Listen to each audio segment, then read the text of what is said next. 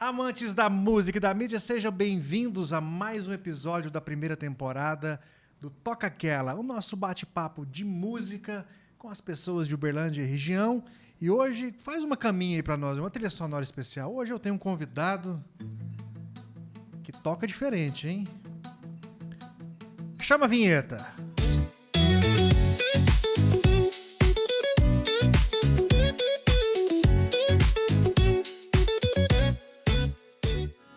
Juninho Nange comigo.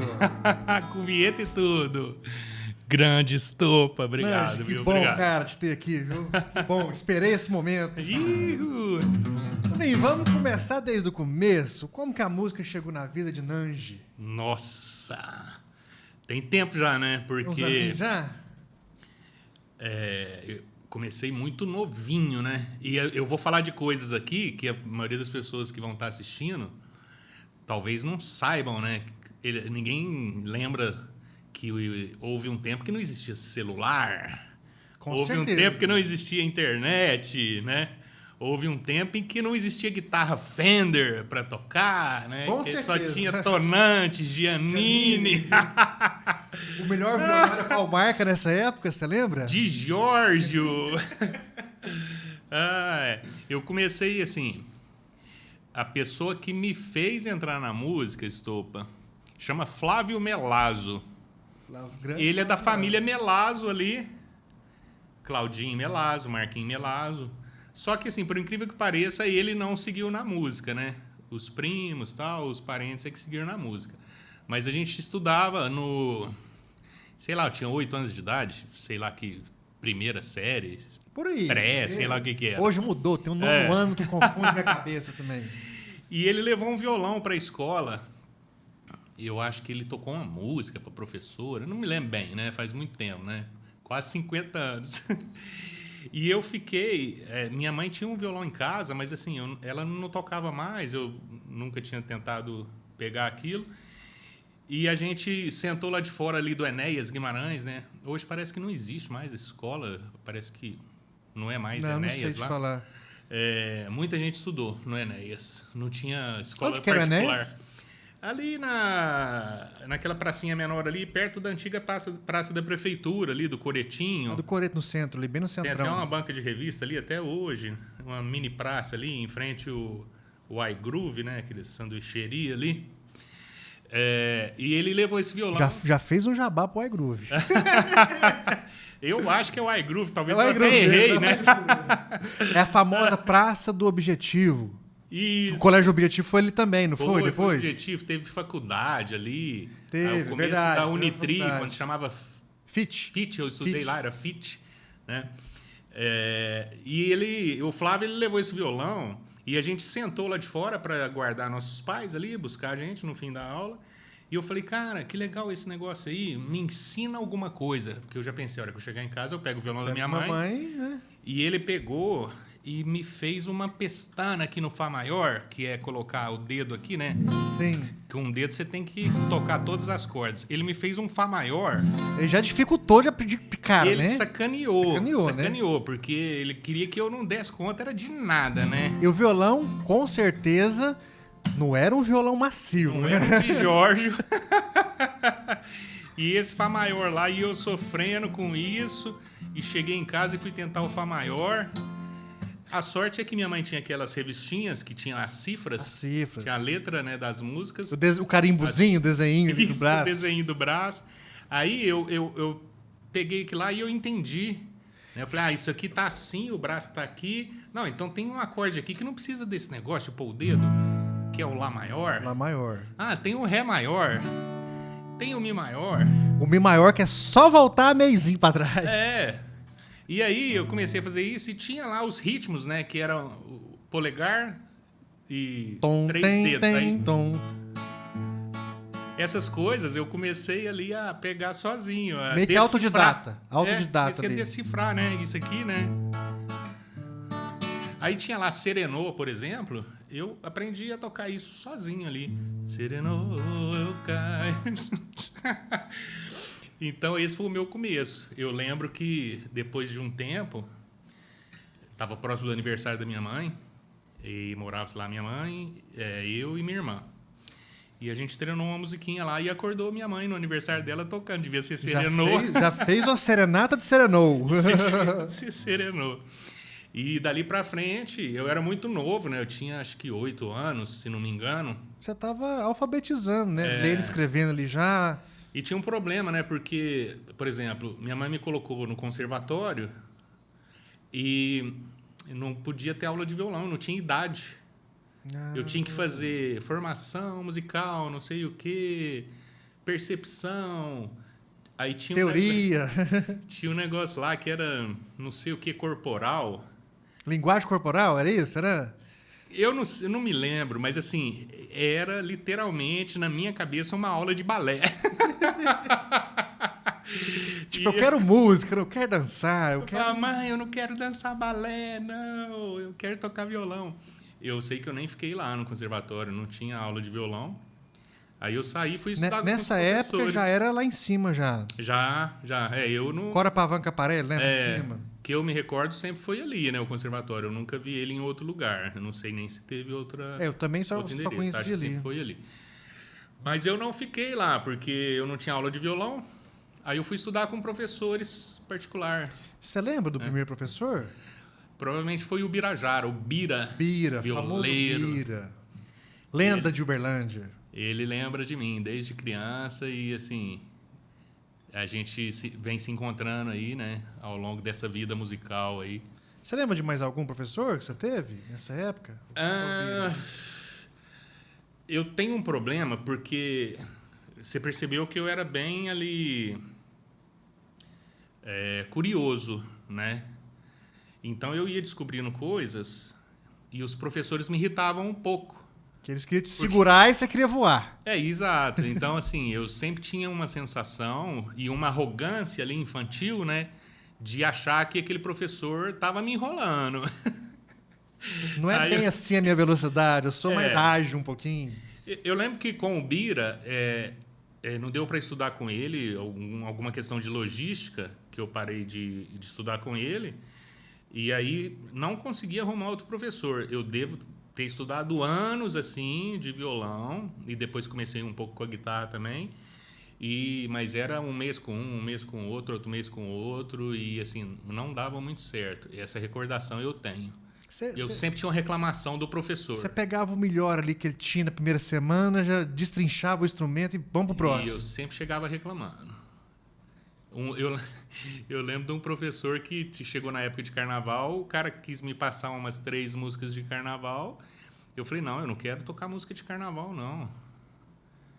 Pô, eu tinha 10 anos de idade, que eu quero tocar música de carnaval? Não, mas é época de carnaval, vamos aprender aqui. Na época era... As águas vão rolar, garrafas cheias, eu não quero ver sobrar. Eram marchinhas, né? Eram as marchinhas, né?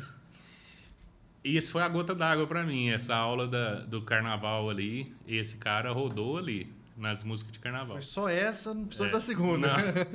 Então, assim, essa minha vida acadêmica assim, na música foi marcada por esses acontecimentos. Cara, eu gosto mais dessas histórias, porque o que você soltou de Jorge aí, eu já lembrei da minha infância. Na minha infância, tinha o de Jorge e tinha um que chamava Del Vecchio. Era raro esse Del Vecchio. Quem tinha Del Vecchio... Só as coisas de rico aí, você tá falando. Era tipo importado. Sei lá, nem sei se era brasileiro, se era importado. Mas quem tinha o Del Vecchio também era assim, nossa, um Del Vecchio. Era até diferente a estrutura do violão. E era pouco, né? Assim, era restrito, né? A gente tinha ali Giannini, Tonante, Giannini e os Rosine tinha já. Rosine era viola nessa época, né? Acho que era só viola. Assim, era muito pouca coisa. A minha infância, eu lembro, assim, que a gente... Era tipo um ou outro. Você tinha o de pobre e tinha o outro ali que era o de rico. Era um baratinho e um inacessível, né? Hoje não, hoje você vai numa loja de instrumento musical, cara, tudo é bom e você tem 20, 30 marcas para escolher. Verdade. Importado, China, alemão, italiano, inglês, americano, mexicano. A coisa mudou bastante. Era legal que a gente explorava muito. O que a gente tinha extraía 100% daquele instrumento. O máximo que ele chegasse ali, você extraía dele. Era na unha mesmo, legal. né? Isso era legal. Até hoje, assim, esse violão aqui, por exemplo, é um violão recente, que eu comprei recentemente, e à medida que eu vou tocando, eu vou amaciando ele, né? Que se fala assim. É igual um carro, vai amaciando o motor, né? E aí a pessoa que pega esse violão, a pessoa que toca e pega ele, a hora que toca assim, fala assim, nossa, esse violão é bom demais.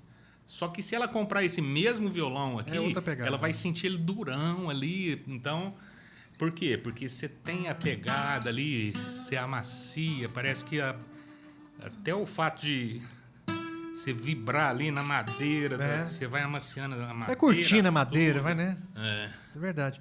Nange, a primeira guitarra já veio próximo a isso ou foi alguns anos pra frente? Acho que foi. Eu era bem novo também. Foi uma tonante. Uma tonante, que eu tenho uma foto. Tonante, que cor que era essa tonante? Preta. Porque aí eu já tava ouvindo Iron Maiden, cara. Porque Mas teve o Rock in era... Rio ali em 1985, então... 83 teve o show do Kiss no Brasil. Eu tinha 10 anos de idade. Ali... Era uma referência sua ali. Eu virei ali. metal. A partir de 83, com 10 anos de idade, eu virei... O que é isso? O que é o Kiss? Kiss é heavy metal. Não, então o meu negócio é heavy metal. Aí que eu ganhei a guitarra, que aí eu quis saber, mas esse som não tem na guitarra, o som do Kiss aqui. Não, aí você tem que comprar um pedal de distorção para sair aquele som ali. Então eu falei, então eu preciso desse negócio. Minha vida é esse pedal agora. Eu sou heavy metal. Agora eu sou heavy metal. Nange, nessa época você falou do Kiss. Você lembra o que mais que você ouvia? Não, aí depois que eu falei que eu sou heavy metal, aí eu fui atrás desse termo, né? E a gente ouvia muito programas de rádio que eram especializados ali. Tinha um programa que tocava só rock nacional, tinha um programa que tocava só heavy metal, e eu ficava procurando nas rádios. E aí sempre que eu descobri um programa que tinha heavy metal, aí eu comecei a conhecer as bandas, né? Black Sabbath, Iron Maiden, Judas Priest, né? Que é essas primeiras bandas ali dos anos 80. E, cara, foi assim super rápido, porque aí eu comecei a tocar guitarra, mas eu comecei a montar bandas de heavy metal. E aí, até o pessoal fala muito aqui daquele movimento do Rock Brasil ali dos anos 80. As primeiras bandas que eu tive não foi tocando rock brasileiro, foi tocando heavy metal mesmo. Você lembra alguma música? Toca pra gente alguma música dessa época que você lembra. Cara, eu acho que eu já nasci compositor, porque quando eu comecei a tocar violão, os primeiros 4 acordes que eu fazia, que era essa sequência, que é os 4 acordes ali, né, das músicas dos anos 60, ali, Beatles, esses negócios. Sol menor do ré. Eu fui fazer uma apresentação na escola de música do fim de ano ali, né? Aí tinha escolhido uma música para tocar lá, uma música conhecida, Alceu Valença, um negócio assim. Aí, faltando 2 dias para a apresentação, eu fiz uma música com esses acordes. E aí eu cheguei lá para a professora e falei, posso mudar a música? Eu queria tocar uma música minha. Ela, claro! E era uma música meio infantil ali, meio Turma do Balão Mágico, tipo... Brinque, pule, seja criança, um negócio bem... Mas aproveitando os acordes, eu falei, mas eu conheço 30 músicas que tem esses acordes. Então eu posso fazer uma também? É só eu mudar a melodia e a letra. Eu já tive essa sacada, entendeu? Aí nessa época você falou, descobriu o que é campo harmônico. Não tinha esse nome em Uberlândia. Esse nome em Uberlândia demorou para chegar. Né? A gente fala muito hoje, mas assim, na época, porque harmonia, campo harmônico, essas coisas mais complexas, demorou para chegar em Uberlândia. Isso aí já era na época de guitarra que eu ouvi falar nisso. Quando eu comecei a tocar guitarra, que eu ganhei o meu pedalzinho de distorção, aí eu fiz Era um Boss já na época ou era... Não, o que era, você lembra? Giannini. Era um Giannini, grandão assim, parecia um... Se desse na cabeça, não matava o tamanho do pedal, assim. Quase do tamanho da guitarra, o pedal. E tinha algo que era tipo...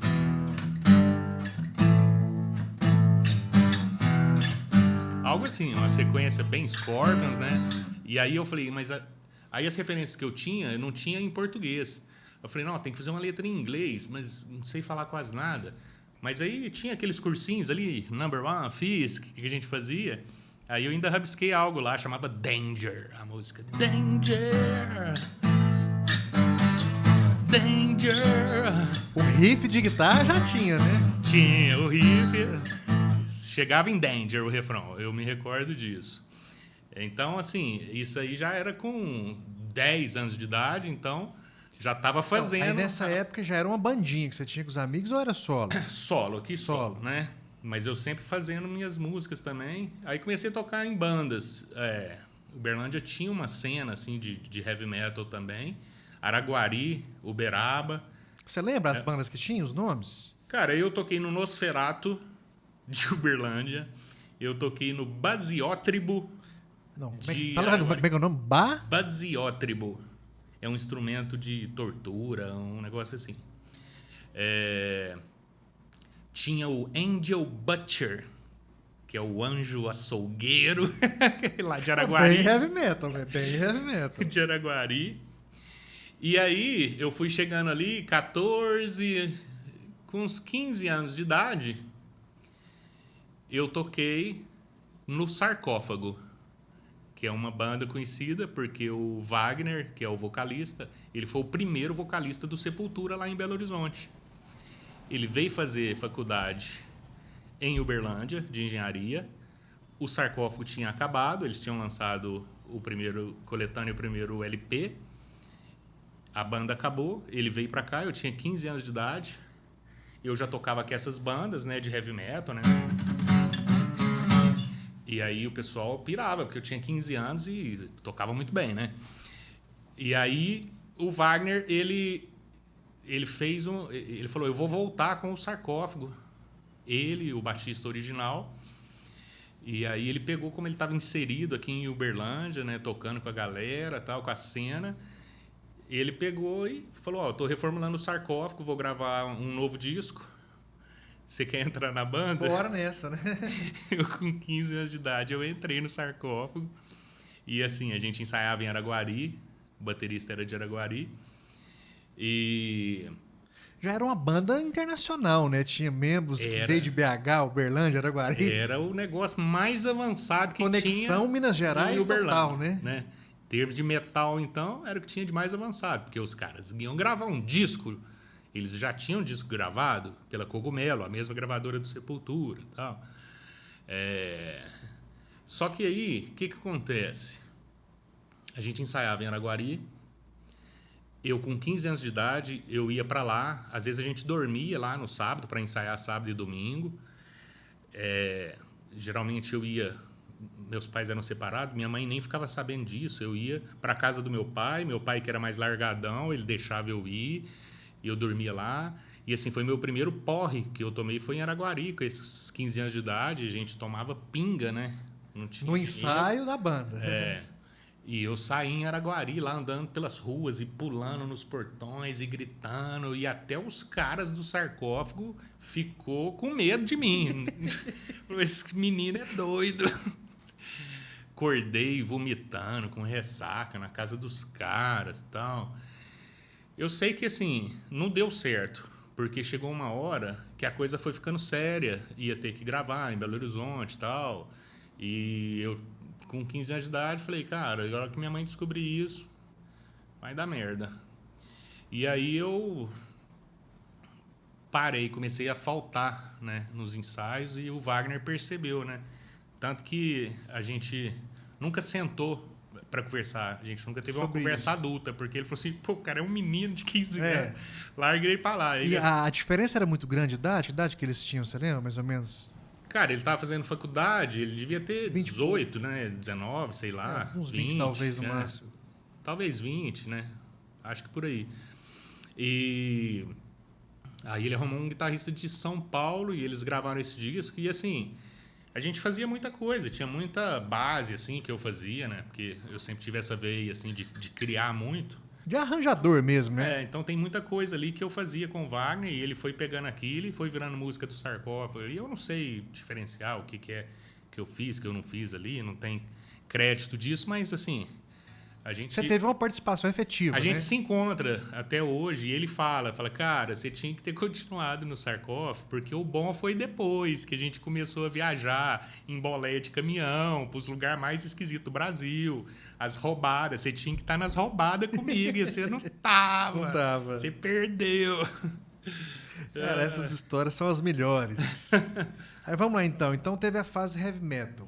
Veio depois disso ou permaneceu mais tempo? Essa fase heavy metal. Aí um amigo meu do Nosferato, saudoso Duarte, que infelizmente faleceu na estrada de Uberaba para Uberlândia, que ele foi fazer faculdade em Uberaba e teve um acidente. Uma história jovem, né? Morreu jovem. Mas a gente tocou junto no Nosferato, que também era esse metal no Sarcófago, um metal bem agressivo, né? Nosferato também. Só que ele tinha a coleção dos discos do Kiss. E aí um dia eu vi na casa dele aqueles discos e falei assim, mas esse Kiss aí não é farofa? A gente chamava de farofa na época, né? Falei, esse Kiss aí não é farofa, não? Você tá ouvindo isso aí? Eu falei assim, não, mas isso aqui é bom demais. E aí ele me mostrou toda a história do Kiss, os guitarristas do Kiss e tal. E eu lembrava, né, daquela conexão de 83, do show que eu vi, os caras mascarados no Brasil. E eu falei, cara, foi essa banda que me colocou, né? Que me fez tocar guitarra, na verdade. Então, aí, o que estava naquela fase ali que a gente chama de farofa. E eu falei, cara, isso é legal. O farofa era o mais comercial? Farofa era o hard rock. Que ele incorporava o pop, então ele tocava na rádio. Popular, ele tocava na rádio, ele tocava na MTV. Os shows tinham mulheres. O show de metal não tinha mulher quase. Era todo mundo de preto, cabeludo. Todo mundo ali emburrado, mal-humorado. O show do Kiss, não, tava todo mundo feliz, rindo, tinha garotas e tal. Falei, cara, isso é legal. Aí o Duarte falou, vamos montar uma banda paralela de hard rock. Eu falei, vamos. Aí chamava Christine, que era o nome de uma música do Kiss. Christine 16. E aí a gente fez lá, nossa primeira música era Hey Girl. Hey Girl, hey girl, where are you now? Maybe one day you return to me and I wanna hear you again. É bem comercial, bem radiofônico. Bem comercial. E eu cantava nessa banda. Então você já tinha duas posições. Aí, o violão ou guitarra. Do hard rock, aí eu fui ser o guitarrista cantor e a gente fez um show num colégio. O Duarte arrumou um show lá no colégio perto da casa dele ali, o René Janete. E foi assim, ele combinou lá com a diretoria do colégio, quando terminasse a aula de tarde, lá tinha um teatro enorme, bonito, tinha som.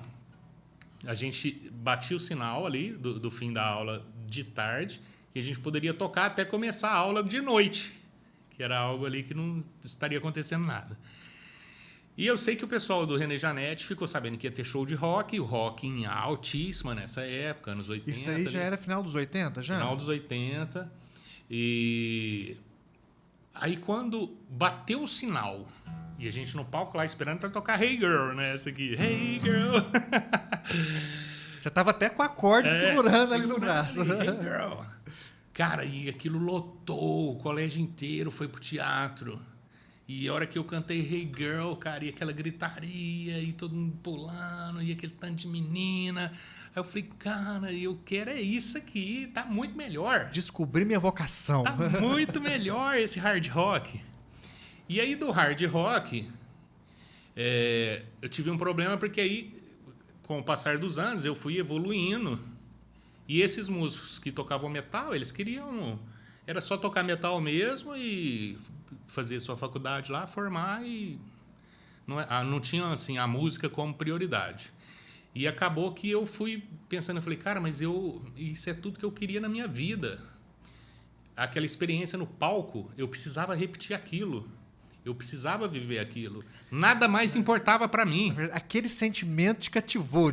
Eu não queria adrenalina. Saber. Aí eu saí do melhor aluno da escola, que tinha as melhores notas, que tinha um futuro brilhante, pro cara que só queria estar no palco tocando guitarra. E eu falei, eu não quero saber de mais nada.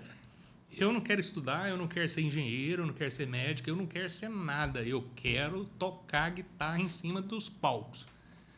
E aí, a partir dessa epifania ali, que eu falei, eu preciso ir para um lugar que tenha uma chance profissional, de que isso possa se tornar algo profissional. Aí eu vi o London, as bandas começando a tocar no London, as bandas que faziam o som em Uberlândia ali da década de 80, que eu considerava que eram as mais bem-sucedidas. Né, Você ali. lembra de nomes? Eu gosto de nomes. Demais da conta. Tinha Cristal Líquido, tinha Tamisa, tinha Solo Vertical, Patrulha Cogumelo.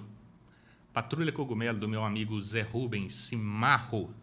Zé Rubens Cimarro. Ele tinha um roupão assim preto que ele trouxe de Londres. E ele entrava no palco assim com a guitarra dele. A hora que ele entrava no palco com aquele roupão assim, o cara era um astro. Até hoje ele é um astro. E assim, eu falava, cara, acho que o passo lógico aqui para eu dar é sair do hard rock e ir para a música pop agora. Porque esses caras são os astros. A cena é essa agora, né? Esses são os astros. Então, se eu me inserir aqui na música pop, então talvez eu tenha um futuro aqui como músico, né? Tal. E aí eu comecei... Assim, eu lembro que a primeira banda que eu tive, o cara chegou para mim com uma folha assim, tinha umas 30 músicas, né? Titãs, Paralamas, tal, que um monte de coisa. E aí ele falou assim, ó, tira umas 5, 6 aí pra gente fazer o primeiro ensaio. Eu trabalhava no banco. Eu era esse cara que ficava lá na datilografia. O pessoal nem sabe o que é datilografia hoje. Datilografia, gente, é uma máquina de escrever. Aqui, ó, na câmera 3. É uma máquina de escrever. Peraí, então. Aqui! Ah, não acredito, Estopa. É isso, cara. Vamos colocar aqui pra isso. O que é eu isso? Ficava aqui, ó. Isso aqui, ó, você bate aqui e sai no papel a letra, ó. E você não pode errar. Vamos deixar ela aqui. Os documentos do banco, cara, era tudo digitado aqui. Você tinha que digitar as ordens. Guardar ela aqui de novo. Cara, brilhante isso aí, ó. Eu trabalhava no banco lá na datilografia, o cara me levou essa folha. Aí eu cheguei em casa com essa folha, ele gravou uma fita cassete. Também, pessoal, digita no Google aí, fita cassete. Ele gravou as músicas, e aí eu peguei e sentei lá. E, cara, aquilo era muito simples para mim. Porque eu já tinha tocado coisa muito complexa, Iron Maiden, né? Aquelas coisas, duetos e tal. Aí os caras chegavam lá e eu... Né? O riff do Titãs era esse. O do Ultraje era esse. Era muito pequeno, perto do tanto de nota. Tava muito fácil. Né? Aí, assim, na mesma noite ali, eu tirei as 30 músicas. O cara chegou, depois de uns dias ele passou lá para ver se eu tinha tirado as 5 primeiras. E aí ele passou lá no banco e falou, e aí, você conseguiu tirar as 5 primeiras pra gente ensaiar? Eu falei, não, cara, eu já tirei tudo. Ele, como assim? Eu falei, é fácil demais essas músicas. Pode marcar aí, que eu já sei tocar todas. Tipo, a minha escola foi outra, né? Teve essa vantagem. Eu tive uma facilidade, né? Que eu vim depois ali, eu fiz um caminho inverso. A hora que eu voltei ali, as músicas estavam mais simples para mim. Então, logo que eu toquei, que assim, não chegamos nem a tocar, porque os caras não conseguiram tirar as músicas tudo. Os outros integrantes da banda, né, não conseguiram tirar as músicas. Então a gente nunca teve um ensaio com todas as músicas da Folha que eles tinham colocado lá. Para resumir,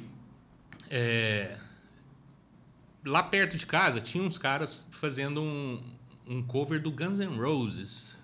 Tinha acabado de estourar o Guns N' Roses com Sweet Child O' Mine, né? E o cara que cantava igualzinho, era muito bom o cara. E ele dançava igual o Axl Rose.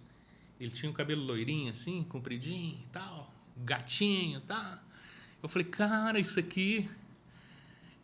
É diferente. Isso aqui pode dar certo, porque o pessoal estava começando a tocar os covers lá no London e tal, né? Só que, assim, a hora que eu vi eles ensaiando, eu falei, mas eles estão tocando as músicas errado. Tinha 2 guitarristas na banda e tal. E aí eu cheguei para eles, para todos na banda, falei, gente, eu tenho uma proposta para vocês.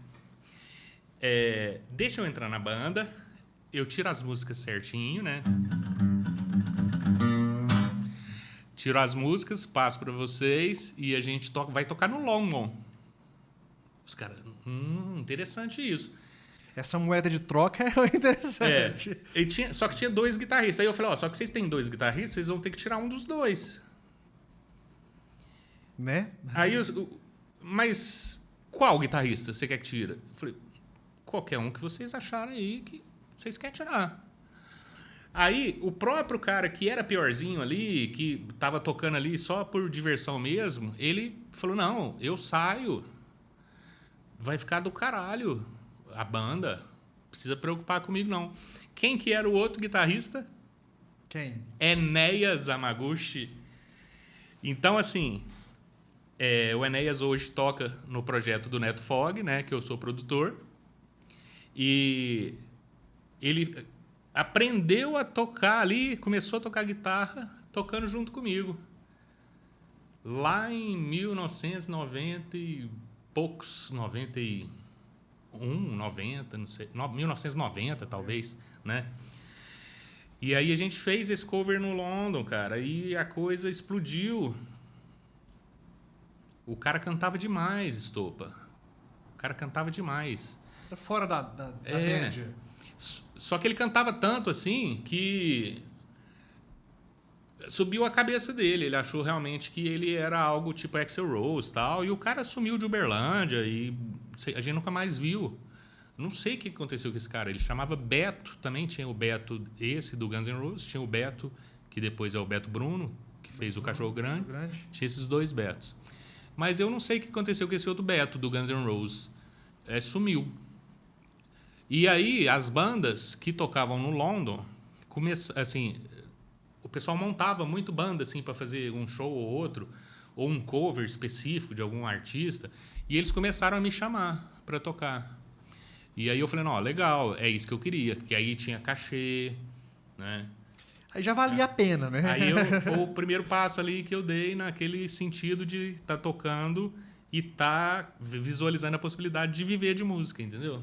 Nanjo, que história bacana. Antes da gente continuar aqui, vamos dar um alô, mas antes tem um presente para você, alguns presentes aqui, eba, ó. Eba. Boné da Music Media para você. Top. Esse aqui é o kit da doutora Thaís Mendes, para você que vai para a estrada também. Cara, muito Não legal. Não esquecer. Muito obrigado. E o presente que todo mundo ama, que é a mãozinha. Olha só, essa aqui tá famosa já. Essa tá famosa, todo mundo quer um. Quer vir aqui para ganhar a mãozinha. Agora deixa eu mandar um alô aqui na câmera 1 hoje, né? Na câmera 1 aqui de novo, na câmera 1. Mandar um alô especial para... especial, não funciona, especial. Aquele alô especial, tem um alô e tem um abraço, né? Tem a diferença do alô e do abraço. Alô especial para toda a equipe da Music Media. Se você precisa de marketing artístico, lançamento musical, fotografia, vídeo, conteúdo, chama o time aqui, tá o bannerzinho aqui, o contato, só entrar em contato que o nosso time resolve a sua vida. Um alô especial também para a doutora Thaís Mendes, né? Se você quer dar aquele talento no seu sorriso, é só chamar ela, agendar seu horário, que seu sorriso fica show. Um alô especial para todo mundo da Fly Studios, né? Que é o nosso estúdio aqui, né? Áudio, vídeo, fotografia, podcast.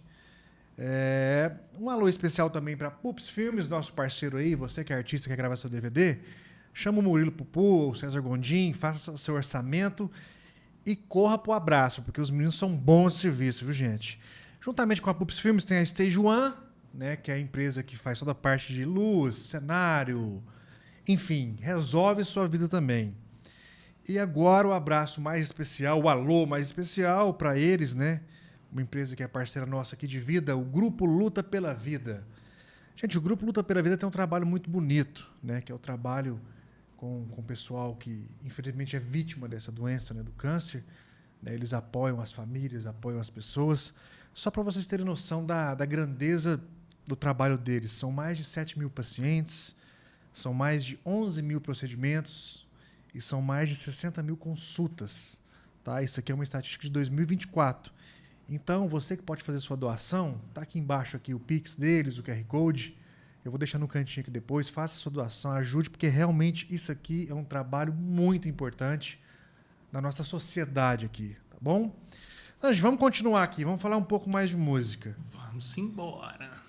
Cara, você me falou uma coisa que eu jamais imaginaria, que era esse lance do heavy metal. Né? Eu te conheço do heavy metal pra cá. Ainda mais aqui que esse pessoal, né? Aí Chapeuzinho. Aí você entrou amarelo. nesse mundo pop, do hard rock, começou os primeiros shows, o London ali, o movimento. O que veio depois disso?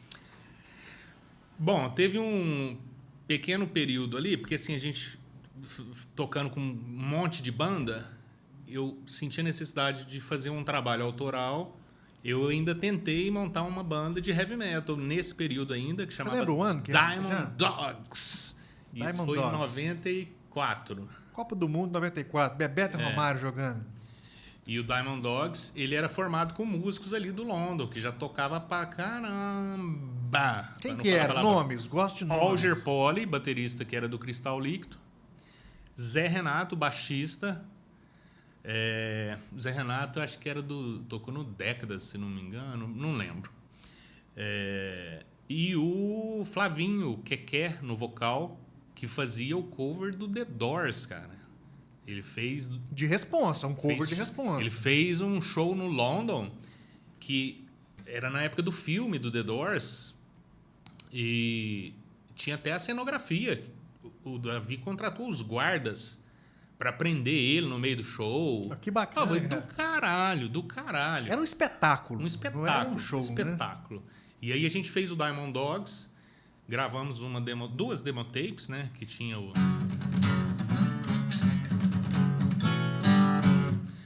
Deadly Stroke. Mas aí, cara, eu vi que... Acho que o Alger, ele mudou para Curitiba, já foi uma baixa, assim, terrível, porque a gente queria que fosse aquela formação, o grupo. Eu parei de tocar um pouco com as bandas ali, né? Fazer os cachês, e aí eu fui ficando insatisfeito, porque o Diamond Dogs quase não tocava, e não tinha cachê, né? Porque aí a gente partiu para um lado de batalhar ali pelo som próprio e tal. Aí sei que eu falei, cara, eu não devia ter enveredado por esse caminho, não.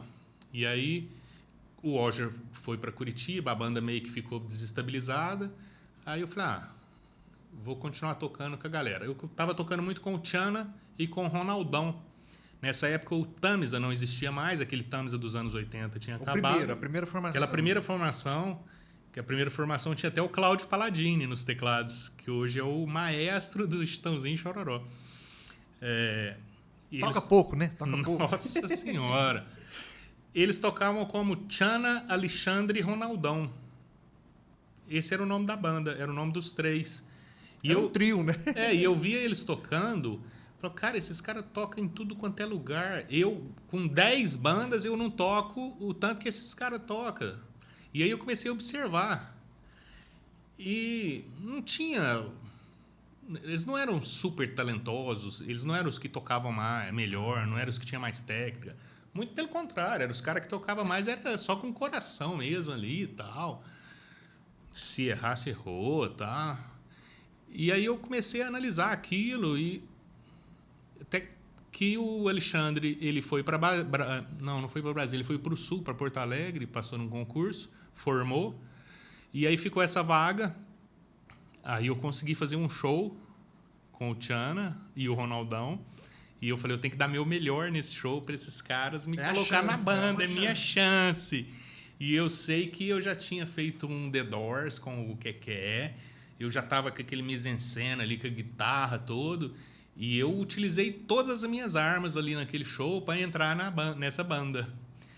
Taquei a guitarra no chão e tal. E o Tchana, ele destravou. Ele fala que destravou ali naquele show, né? Que ele também ficou muito louco. A gente fez um show muito rock and roll e tal. Aí, dali para frente, eles não conseguiriam chamar outro cara para tocar que não fosse eu. Aí ficou Tchana, Juninho e Ronaldão. Não tinha essa alcunha de Nanji, né, que eu fui inventar um pouco mais para frente. Sempre foi Juninho. Aí ficou Tiana, Juninho e Ronaldão. E a gente tocou muito tempo. E aí, quando acabou o Diamond Dogs, o Tiana falou, eu sempre tive vontade de fazer um som próprio, gravar um CD. Já era CD, né? Agora, nos anos 90. 90 já. Tal. Né? E aí eu falei, vamos fazer então, Tava na época do grunge ali, Nirvana, Alice in Chains, tal. O rock fervilhando no Brasil, Raimundos. Tinha uma cena, tinha uma cena grande nessa época. Você falou Raimundos, mas já tinha... o Biquíni tava rodando bem, Titãs já era estourado. Não, tinha aquelas bandas que uniam ali, Chico Science, que uniam ritmos, não sei o que e tal. Tinha uma música dos Virguloides. Bagulho da Bomba. Isso, lá do ônibus, né? Eu tenho esse disco. Cara, tava fervendo ali a cena. E aí a gente pegou e resolveu fazer. A gente gravou uma demo tape, que era uma fita com 3 músicas. E aí a gente não tinha nome. Precisava colocar um nome, não podia ser Tiana, Juninho e Ronaldão. Aí o Tiana falou assim, cara, minha banda dos anos 80 chamava Tams, o que você acha? Eu falei, acho do caralho, Rio de Londres e tal. E a gente fez em inglês. Falou, depois a gente pode mudar para Londres. Tamsa, tem tudo a ver. Tudo a ver. E aí, eu lembro até que o Tiana ligou pro Virgílio, que era o primeiro vocalista desse Tamsa dos anos 80, lá, que é irmão do Keké. Olha que coincidência. Irmão do Keké. Que ele que tinha inventado o nome. A gente quer colocar Tamsa, você se importa? Ele, não, cara, você tá aí tocando, eu nem toco mais, manda bala. Aí a gente reformulou esse novo Tamsa, anos 90. Aí o Tamisa era Tiana no baixo e cantando. Juninho na guitarra, Ronaldão na bateria. Aí a gente inventou que a gente tinha que ir para fora, ou para os Estados Unidos ou para a Inglaterra. O Ronaldão, ele estava formando, ele ia já fazer ali mestrado, doutorado, não sei. Ele estava assim, bem engajado mesmo. Ele falou, cara, eu não vou, cara, assim, para fora, para ficar tocando e tal. Aí o Neto Castanheira, que era guitarrista de várias bandas, e ele falou, não, eu toco bateria também. Toca tudo, Eu né? toco com vocês, se o Ronaldão sair. Ele, assim, ele tocava, mas... aí o Ronaldão saiu da banda, ele entrou pra gente viajar, fazer as loucuras e tal. Só que ele custou a pegar ali um ritmo de baterista. Então ele entrou uma vez na banda, fizemos um show, aí a gente tirou ele. Falou, não, Netinho, não dá, cara. Você não toca guitarra. Aí ele chamava eu pra tomar uma cerveja. Não, cara, é porque eu tô desenferrujando aqui. No próximo show você vai ver, cara. Aí ligava pro Tiana, vamos pôr o Castanheiro de volta. Aí ele voltava pra banda. Aí fazia o segundo show, ele saía de novo. Dava trave. Tá? A gente acostumado com o Ronaldão, batia pesado. O Ronaldão é o John Bohan de Uberlândia, né? Mão pesado mesmo, mão pesado. Aí ele saiu 2 ou 3 vezes da banda lá. Na terceira, quando ele voltou, ele já tava tocando pra caralho. E aí ele fez um show, aí a gente falou assim, cara, tá muito bom. Tipo assim, onde você tava nos outros shows que você não fez isso, né? E aí ele se aprimorou, aí ele deixou de ser guitarrista, porque assim, a banda era um trio, né? Não tinha como ele ser guitarrista na banda. Ele viu uma brecha ali de tocar bateria, ele sentia isso também, que a gente tinha esse negócio da emoção da música ali transmitindo algo que não vinha da técnica, não vinha... Era outra coisa. Da mesma forma como eu pensei, assim, o que esses caras têm ali, que a galera fica louca no show e tal. Ele também queria descobrir isso. O que esses caras têm? E aí ele começou a tocar com a gente e ele começou a vivenciar isso. E aí a gente gravou o primeiro CD, ele tocou bateria, a gente gravou aqui em Uberlândia com o Christian Eduardo, que é um cara que ficou famosíssimo depois. A gente foi para Londres. Eu lembro que eu não consegui visto para os Estados Unidos, eles me negaram o visto. Era muito jovem, acho que eles acharam que eu ia ficar por lá e eu queria ficar mesmo. Era verdade.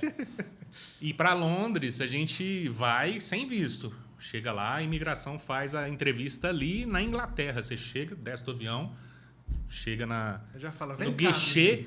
Ou você entra na Inglaterra ou os caras te mandam de volta para o Brasil. É bizarro. Até hoje é assim, né? Então você sempre corre o risco. Você chegou na Inglaterra, você está lá em Londres, no aeroporto, mas você pode ser mandado de volta. Só que aí a gente tinha curso de inglês, tal, tinha passagem de volta. E aí a gente entrou lá. Mas aí, cara, essa história, ela foi, assim, se tornando também... ela se desdobrou ali em 1000 coisas, porque a gente não conseguiu ficar lá, a gente voltou para trás, senão ia perder as passagens. A gente tinha que conseguir voltar, mas a gente não tinha dinheiro mais. Virou uma bagunça. A gente arrumou uma gravadora para lançar esse disco que a gente tinha gravado em Uberlândia, que era a gravadora do Ivan Lins, que estava lançando um selo de rock dentro da gravadora dele ali, que era a Velas.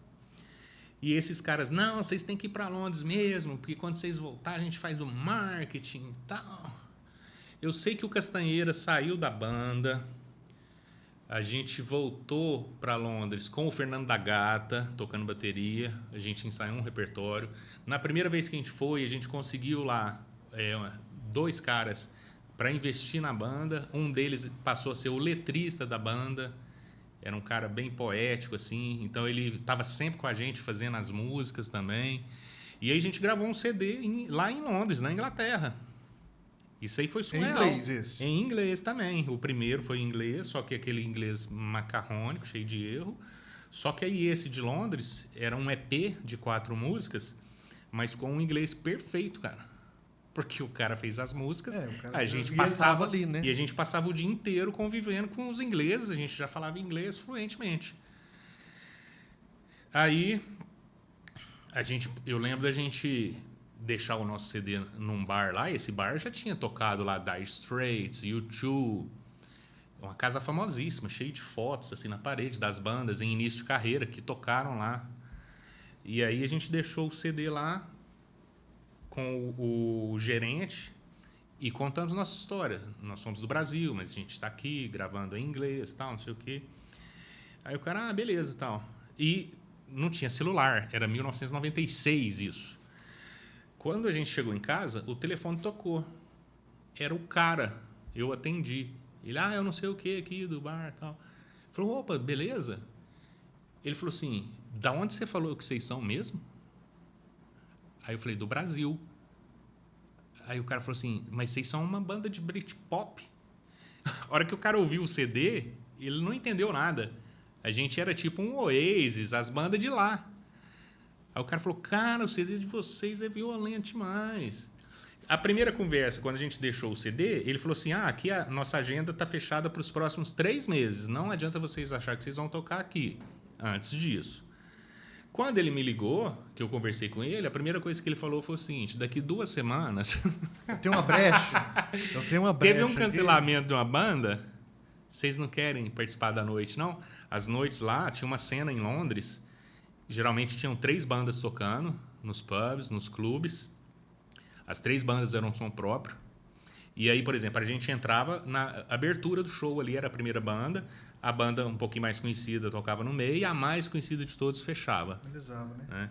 E a gente, em 6 meses lá, fazendo esse circuito lá em Londres, a hora que a gente fez o último show, a gente voltou... Não, o penúltimo show a gente voltou nessa casa como banda principal.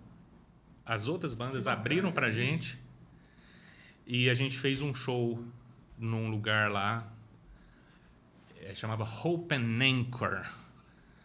Era em cima, você entrava assim, era um pub londrino, e aí você descia uma escada, lá embaixo era um porão rock and roll, tipo aqueles filmes, cara, de filme, a gente né? vê mesmo, e aquele palco, e o som alto, e a galera tocando, e aí a gente fechou. Não, a gente foi a penúltima banda no Hope and Anchor, tinha uma banda lá da Escócia, muito famosa, que fechou o show. E esse último show, cara, o maior público era nosso.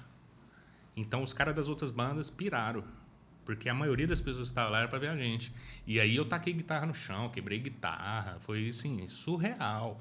Os caras da banda que fechou, assim, a hora que quando a gente chegou, que os brasileiros, cara, Brasil, os caras cagavam pra gente. Preconceito brasileiro, né? Nem tinha, né? Só hello. Depois que eu saí, que eu quebrei guitarra, não sei o quê, a hora que os caras foram subir no palco, que eles cruzaram comigo assim, e o cara já veio, hello, man. Já mudou, né? Great gig, já me abraçava e tal, não sei o quê. Aí os caras respeitavam. Então, assim, a gente saiu em grande estilo lá, de Londres. fizeram história em Londres.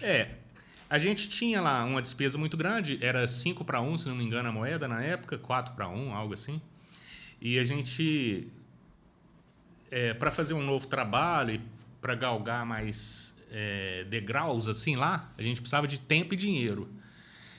E aí, eu conversando lá com esses gringos e tal, eu falei, cara, vamos voltar para o Brasil, que esse dinheiro que vocês têm aí para a gente fazer um trabalho aqui, lá no Brasil ele vale 4 vezes mais. Se for 25 mil... Vira 100. Vira 100.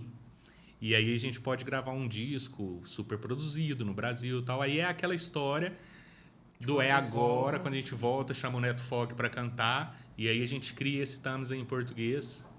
O Neto era, para mim, disparado, o maior intérprete que a gente tem na região aqui. Ele é o único cara que ele consegue criar melodias, assim, que eu já vi na minha frente, assim, que eu fazia uma música, sei lá, tipo... Vou tocar um pedacinho de uma aqui do É Agora, né? Tipo, eu fazia... Eu ando pelas ruas só, na cidade de ninguém. Eu fazia isso. Aí ele ia gravar, ele criava melodias. Eu ando pelas ruas só, na cidade de ninguém. Eu vejo tudo acontecer de novo, nos mesmos olhos de alguém. Então, assim, a gente fez um disco fodástico, cara. O Teto Bononi, que era parceiro dele no Cristal Líquido, veio compor comigo. E a gente chegou no ápice ali, né? Levamos o Christian para o Rio de Janeiro para produzir com a gente.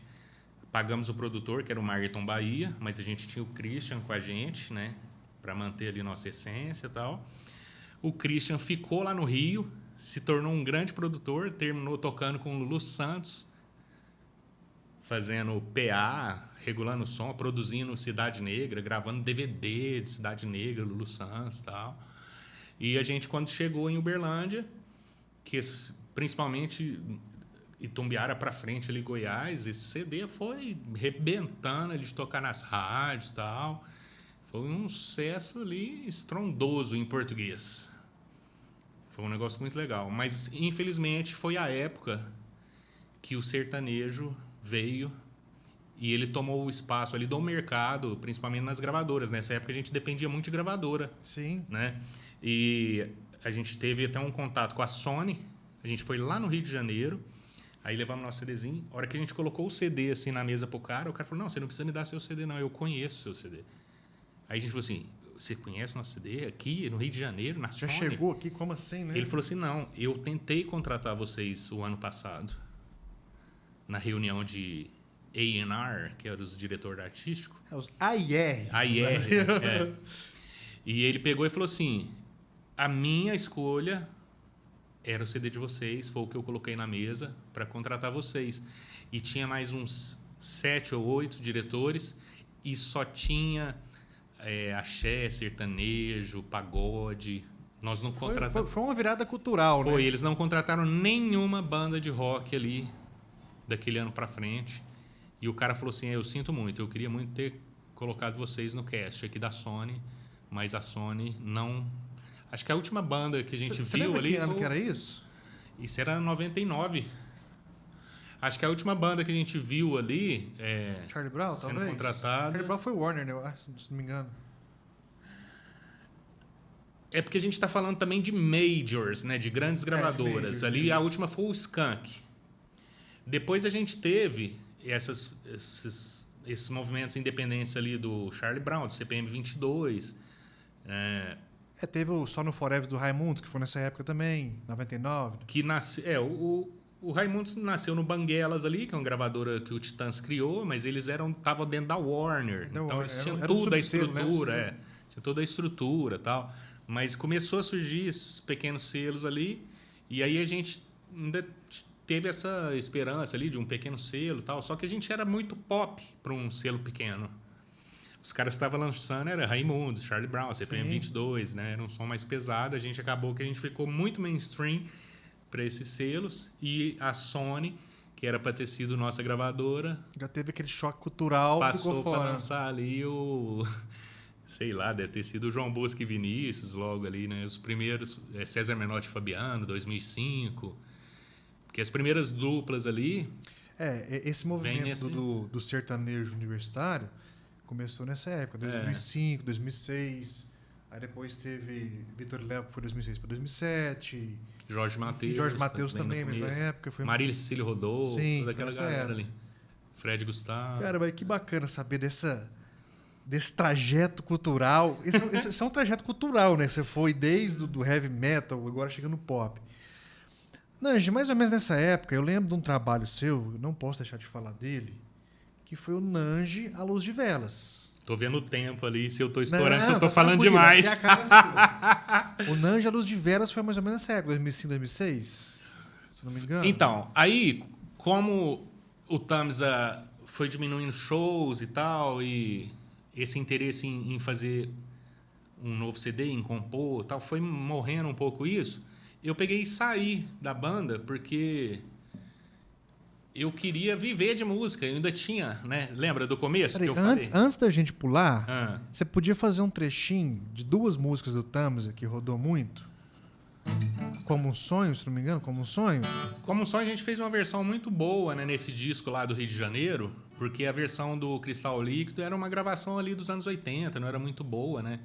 E a gente tinha aqui esse riff, né?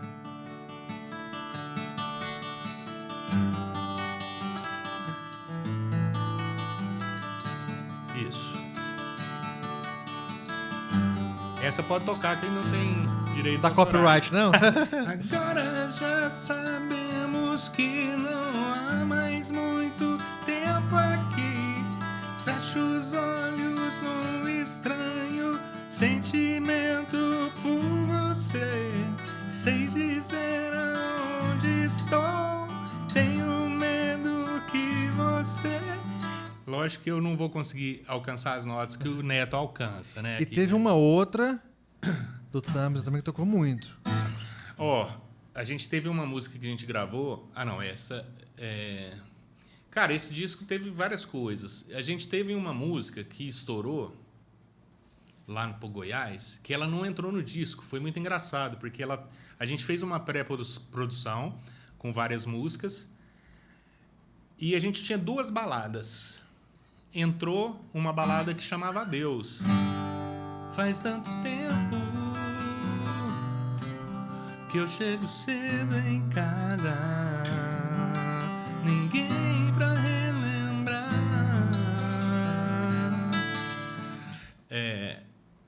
O Maírton escolheu essa música.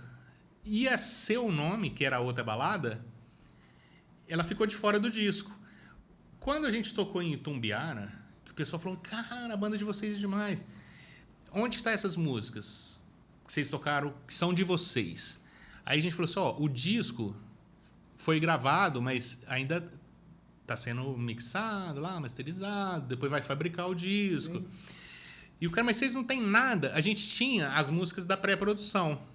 A gente tinha Como um Sonho, mais 2 músicas que estavam bem gravadas, e a gente tinha um ensaio, que a gente pôs um microfone assim, e a gente tocou umas 20 músicas próprias. Foi onde o Maírton fez a seleção ali do repertório. E tinha essa música que chamava Seu Nome, e eu só tinha esse CD. Os caras vieram em Uberlândia para pegar um CD para levar para a rádio lá em Itumbiara, me pegar de surpresa, assim. Eu falei, cara, eu vou te dar esse CD aqui, fiz uma cópia rápida lá, vou te dar esse CD aqui, toca uma dessas 3 músicas que tá aqui no começo, que estão bem gravadas pra caramba. O resto é um ensaio, tá ruim de ouvir, não toca não. Os caras ouviram e ouviram essa música Seu Nome e apaixonaram na música. Faz um pedacinho pra nós dali. Eu vou tocar ela picada aqui. Ela tinha uma introdução muito bonita, né? Que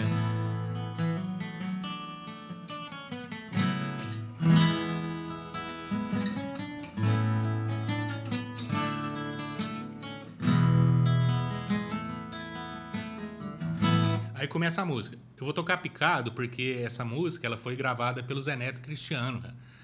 E não sabia disso, hein? Foi muito famosa ali no Goiás. Eles gravaram logo antes ali deles estourarem com aquela cadeira, não sei do que, polícia. Essas músicas, Chifre no Asfalto. Eles fizeram um trabalho que quem produziu foi o Ricardo Fegali, o tecladista do Roupa Nova. Então era muito bem produzido, tal, tinha essa música, só que eles brigaram com o empresário, não lançaram o disco. Tem as músicas ali no YouTube, mas aí como o empresário que tinha bancado essas gravações, aquela velha briga que a gente conhece, né? Eles abortaram esse trabalho e partiram para um novo escritório, um novo empresário e tal. E aí veio essa moda da sofrência, eles acharam aquela música do Chifre no Asfalto lá e partiram para essa linha. E estouraram logo em seguida. Eles tinham acabado de gravar essa música minha. Ela tem no YouTube hoje quase 1 milhão de visualizações sem ninguém nunca ter falado que eles lançaram a música. Só das pessoas, e lá principalmente de Goiás, que conhecia a música, né? Ia lá e escuta até hoje ela com o Zé Neto Cristiano. É a que fala: o vento corta a noite e o silêncio se faz som. Quando fecho os olhos, eu te vejo bem melhor. Por aí. Acho que se eu tocar mais, ela pode desmonetizar seu vídeo. Então, essa música, ela tocou nas rádios, cara, do Goiás inteiro. Uma versão de ensaio, gravado com um microfone, assim, sem mixagem, sem produção, sem nada. Ela estourou ali no Goiás a gravação do ensaio, essa música. De tanto que os caras gostaram da música e os caras sentiram que a música ia estourar. E quando o disco saiu, não tinha a música no disco. Foi a coisa mais engraçada da nossa carreira. Aí a gente, não, porque essa música vai estar no próximo disco e tal. Só que a música ficava tocando, essa versão. Era o que tinha. A versão do ensaio, cara. É igual aquele acústico do Bruno Marrone na Paranaíba. Sim, aqui que foi estourou. Gravado de qualquer jeito e foi. Quando tem que acontecer, acontece. Não tem jeito. Mas vamos lá. Então, o Tamisa veio até aqui, teve uma história muito bacana. Esse projeto que eu quero falar agora veio depois do Nanja à Luz de Vela. Ah, sim. Aí, como eu saí do Tamisa, porque o pessoal foi esfriando ali e tal. Aí, em 2006, eu fiz um trabalho. Olha que coisa engraçada, cara. Eu fiz o primeiro DVD da internet. Assim, o primeiro DVD na concepção de que ele não existia. Físico, né? Físico. A gente criou um sistema, né? Grande amigo meu, hoje assim, uma das maiores mentes de Uberlândia, chama Roberto Viana. Ele criou um sistema em que a internet não era o que é hoje. Era bem mais difícil baixar. Mas ele criou um sistema que você ia baixando por partes a imagem do DVD. E aí você colocava ali no seu gravador de DVD, você queimava o DVD, tinha as capas, você imprimia a capa, comprava a caixinha, botava a caixa, fechava, punha o CD, você tinha o DVD. Foi o primeiro DVD online do Brasil e a gente criou um negócio muito legal que chamava Mouse de Ouro. Ficava um mouse assim, que ia contando os downloads, ele ia ficando dourado. Ia subindo. E a gente falou, cara, é um paralelo ao disco de ouro, né?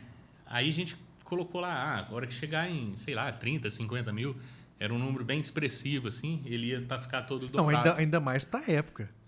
Isso era 2006. A Fundação Getúlio Vargas ficou sabendo desse trabalho e eles tinham um núcleo lá que trabalhava muito aquela questão de Creative Commons, que era a licença que a gente colocou para as pessoas baixarem tranquilas. Não é pirataria, pode baixar. Estamos cientes. E aí o núcleo da FGV viu aquilo e falou, o que esse cara tá fazendo? Onde que esse cara tá? Uberlândia, tal, não sei o quê.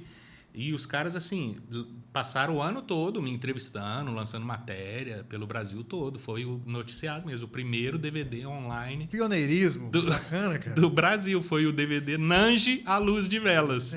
Gravado no London Pub. Não, ele foi gravado num teatro. Foi no teatro? A notícia do London. Esse teatro não existe mais. Qual teatro? Era um bar, né? Como é que chamava, gente? Tinha um bar. Era ali...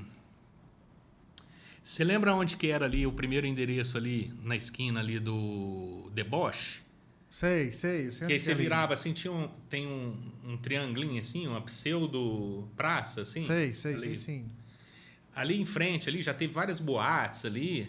Ali tinha Cara, um teatro. ali era um Espaço Cultura, que chamava ali antigamente? Isso, acho que era isso. Estação Cultura? Estação Cultura. Estação Cultura. Boa. Estação Cultura. Bem lembrado, Estopa. Eu não sou tão antigo, mas algumas coisas eu... Estação Cultura. Ele era um bar e no fundo um teatro enorme, cara. Coisa mais linda. Do Carlin, né, cara? E aí eu pedi lá pra ele pra gravar. Não tinha público, não, porque a gente... Cara, a gente não tem a tecnologia que tem hoje pra gente captar, igual a gente captou o do Neto Fog. Isso aí a gente tá falando de 20 anos atrás. A gente passou as músicas lá, tipo assim, cara, 10 vezes cada música. E eram só 6 músicas. Isso. Captando as imagens, sabe? Nessa época, você falou já uma questão que era a tecnologia.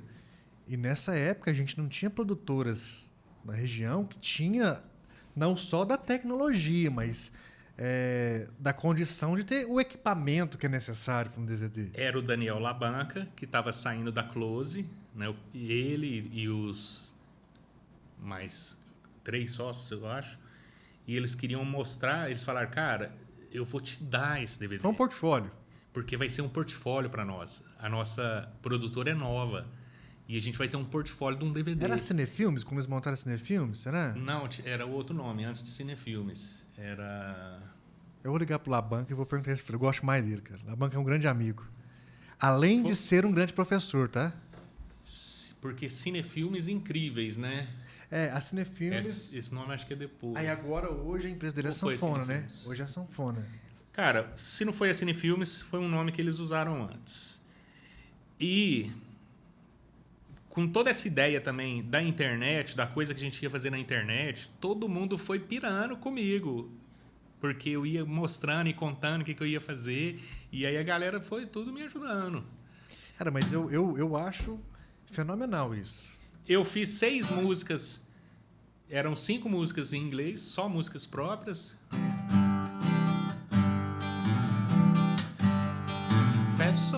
I felt so free, I felt so careless. I was going abroad in an endless tree. I was about boarding that plane. When it happened, I felt it again. Muito bom, cara. E eu gravei seu nome nessa. Era único em português. Não.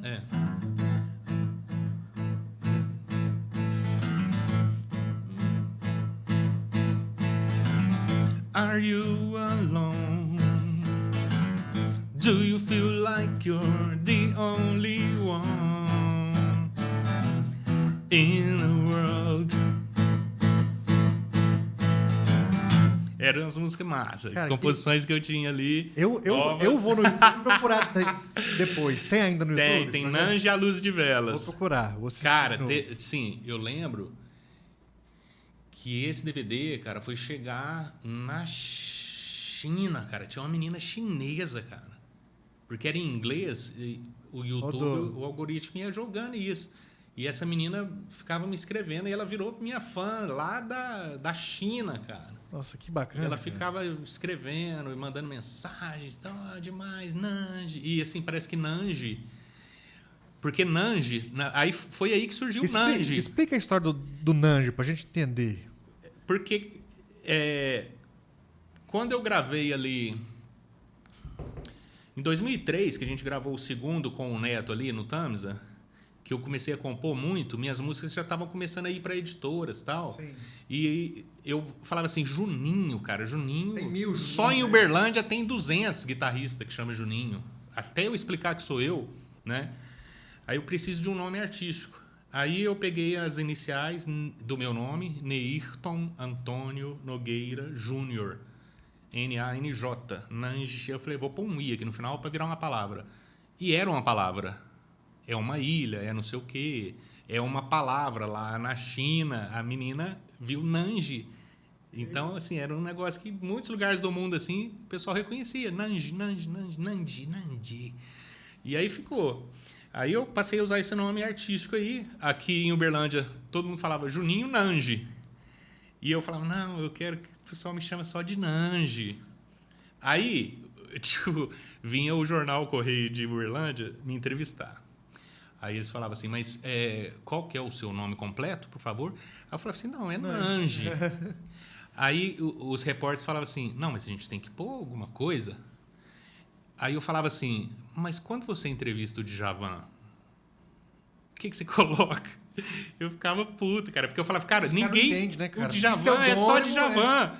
Por que eu não posso ser só Nange? Aí, com muito custo, eu falei, deixa o Juninho Nange.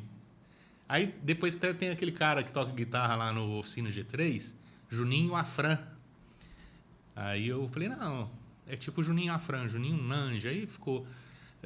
muitas vezes, assim, eu consegui que a pessoa colocasse só Nange, mas acabou ficando mais Juninho Nange mesmo. Até mesmo porque quantos anos, né, que todo mundo me chamava de Juninho e tal.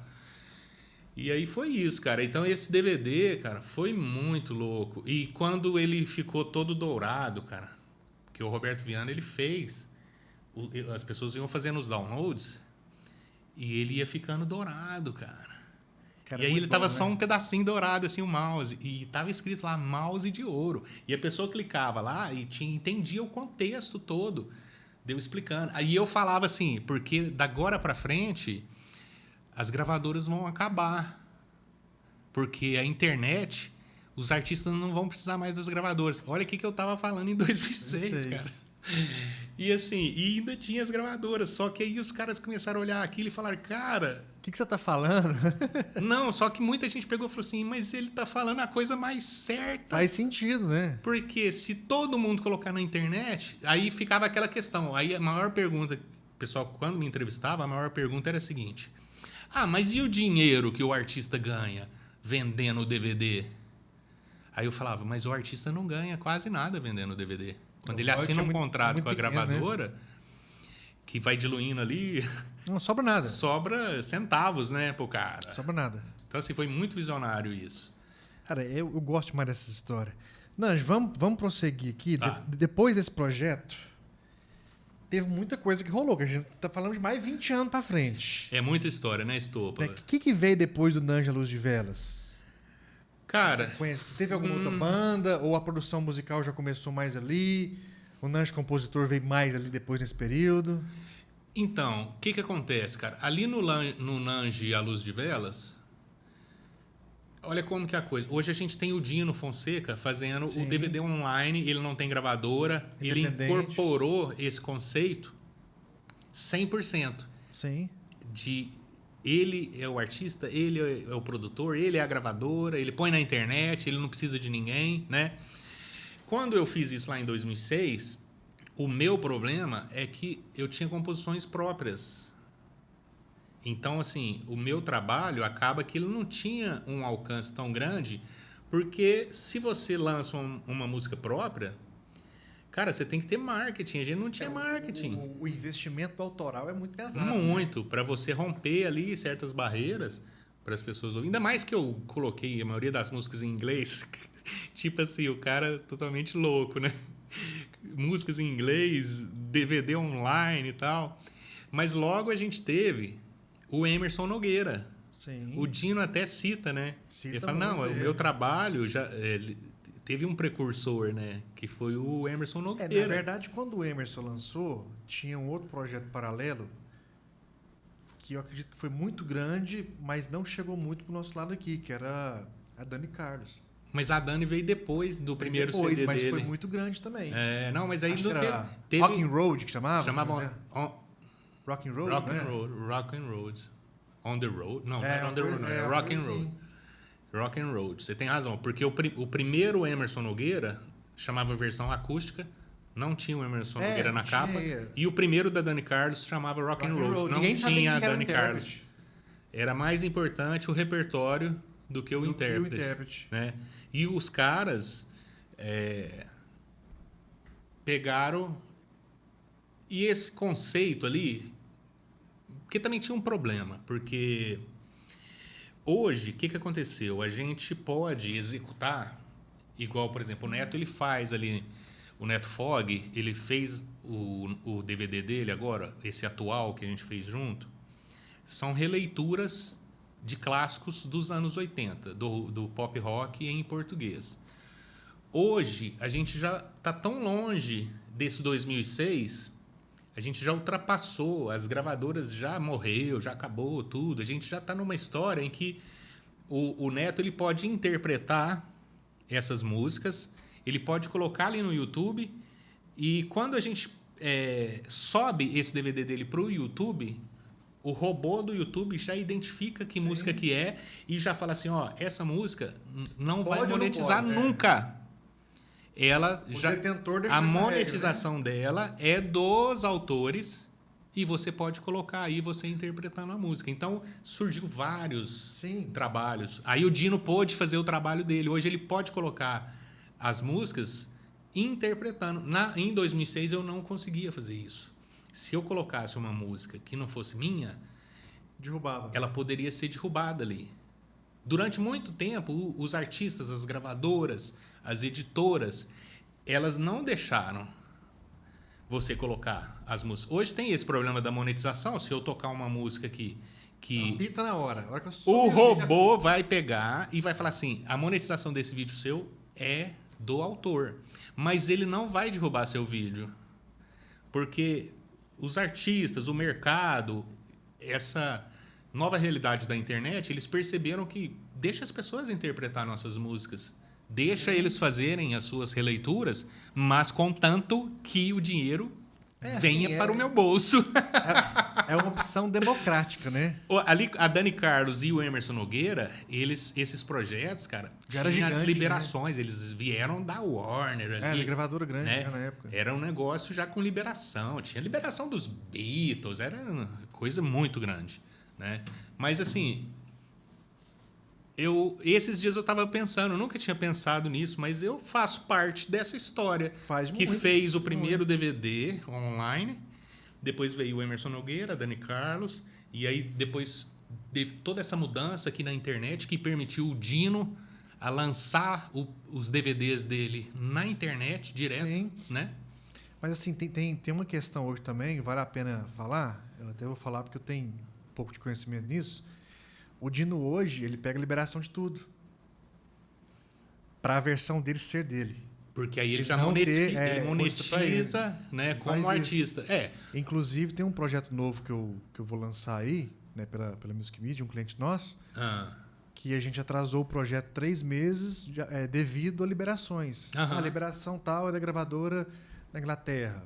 Esse trabalho do Neto, né? eu fui muito bem assessorado, né? Porque como eu conheço todo mundo do mercado musical, por causa desses anos todos trabalhando, né? Aí o pessoal falou, ó, você pode colocar o DVD do Neto inicialmente como intérprete só, deixa a monetização ir para os autores, porque para você, nesse momento, não é interessante você ter todo um trabalho para fazer liberações, sendo que o que você quer é mostrar o show do Neto, é começar tocando nas regiões. Você não está preocupado em monetizar as músicas que ele gravou. Se o trabalho tomar uma proporção muito grande, como o do Dino tomou, aí é legal. Resolve. É legal pro artista receber a monetização. Aí, o que ele faz? Ele paga a liberação para a editora, todo mundo ganha. Isso é meu agora. Mas ele ganha a monetização. Então, é questão de momento, né? O primeiro trabalho do Dino, ele fez igual a gente está fazendo. Ele deixou a monetização para os artistas. Agora ele já pega a liberação. Eu acredito, espero que eu não esteja falando errado, tá, Dino? Eu acho que é assim. Nós estamos fazendo mais ou menos o mesmo caminho aí em termos de liberação, né? E que é super válido, porque eu já conheci, tem o Acústico na Varanda, que é um projeto de internet que faz versões acústicas. Tem um que chama Acoustics, com X no final, que faz também, que é lindo, muito bem produzido. Tem aquele Rock Beats, que é uma menina cantando, que também faz esse trabalho voltado para a internet. E temos bandas que tocam. Cara, o maior. Joe, que veio aqui em Uberlândia. O maior é o Boyce. Venosa. Né? Boyce Avenue. Exato. Até quando. Porque hoje, assim, até um amigo meu falou assim: você já jogou demais, hoje você é treinador. Hoje eu sou o produtor do Neto Fog, né? E a nossa inspiração inicial foi o Boyce Avenue. Eu quis fazer aquele início deles ali, que eles convidavam as meninas para cantar com eles, eu quis fazer exatamente aquilo. Cara, tem um outro que é muito bacana, não sei se você conhece, chama... acho que é Travel Music Love. Não, nunca ouvi esse. Nunca ouvi. Cara, é muito bacana, é um duo. Porque aí, o Boys, cara, tem um ele tem 17 anos que o cara postou o primeiro vídeo. É muito antigo. Ele deve ter umas 400 músicas gravadas de lá pra cá. Eu acho que é mais, cara. Eu acho que é 800 músicas no YouTube já. Nossa, é chão, hein? É um negócio, assim, assustador. Chão. Então, assim, eu peguei e estudei bem ali e falei, não, vou fazer um negócio desse pro Neto. Aí chamei a Cristina Labredo, que fizesse as músicas internacionais. Ela faz muito bem esse repertório internacional. A gente está mais ou menos na mesma faixa etária. O Neto faria as músicas nacionais. Só que, assim, infelizmente, o show, ele não... Tem uma palavra engraçada, eu não uso, mas eu vou dizer aqui agora. Parece que não ornou o show com a parte nacional e a internacional junto ali, ao mesmo tempo, sabe? Dividiu, parece que dividiu um pouco. Em vez do show do show do Neto ficar melhor, a gente pegou e o show dele deixou o show dele pior. Aí Mas você acha que teve algum choque assim na questão, porque o Neto tem uma identidade própria? Então, né? Eu acho assim, o Você Neto... acha que meio que se perdeu isso no meio do caminho? O Neto, ele é muito forte, a presença dele, a hora que ele sobe entidade, no palco, Neto a Fog. entidade. Assim, igual ele contou aqui no podcast, se você não assistiu, assista o podcast do Neto Fog aí, que ó, é um dos melhores da casa, não é? Ele conta aqui daquele momento que eu falei a primeira vez com ele num show, quando ele subiu no palco. Na lama, não sei o quê, sai dessa porque lama. assim, eu fiquei com muita raiva, porque quando ele subiu no palco, que ele pegou e cantou a parte lá das participações, é um negócio inexplicável, Estopa. Parece... É sentimento. Mas assim, quem tava lá, cara, parecia, cara, que acendeu uma luz, assim, cara. Sabe? O negócio ficou diferente. O cara, a voz, a energia dele tem um negócio, assim... ofusca ali, cara. E, assim, não estava sendo legal ali a gente misturar a Cristina Labredo ali com ele. Então, assim, foi uma decisão mais técnica, entendeu? Assim, na verdade, deixa eu te falar o meu entendimento, tá? Eu costumo entender o seguinte, às vezes a gente começa com um projeto achando que ele é azul. Aí mistura um amarelo ali, ó, e fica roxo. Você fala, não, mas peraí, era azul, ficou roxo? Então, peraí, eu tenho que voltar pro inicial, né? Eu acho que o sentimento é esse, né? Tipo Você assim, viu, o nosso amigo Tony, ele foi profeta 2 vezes. Primeira vez que ele ouviu o Crush, né? Que tinha o Neto Fog e a Cristina. O projeto Crush que ele comentou. Né? Quando ele ouviu, a primeira coisa que ele falou assim, não, vocês têm que fazer um negócio desse, mas só com o Neto, só em português. É uma lacuna que ainda não foi preenchida, só em português. Assim, já que você falou por esse sentido, vou fazer uma consideração que é minha. Eu casei em 2015. Eu faço 10 anos de casado. E no meu casamento, teve 2 grandes amigos que tocaram. Um deles foi o Dino, o outro foi o Yaya. Que inclusive estarão aqui em breve. Legal. Quando o Dino foi embora, inclusive foi ele e o Matheus no dia, eu falei para ele, cara, quando você vai jogar isso na internet, vai fazer isso acontecer? E alguns anos depois, ele gravou um projeto acústico lá no... Em frente ao London ali, como é que chamava ali? Um pub irlandês. O Rock and Beer. Rock and Beer. Ele gravou muito bacana, mas não se teve movimento. Então, assim, o que eu quero falar? Às vezes, por mais que o produto está pronto, o sentimento de que é um produto não está pronto.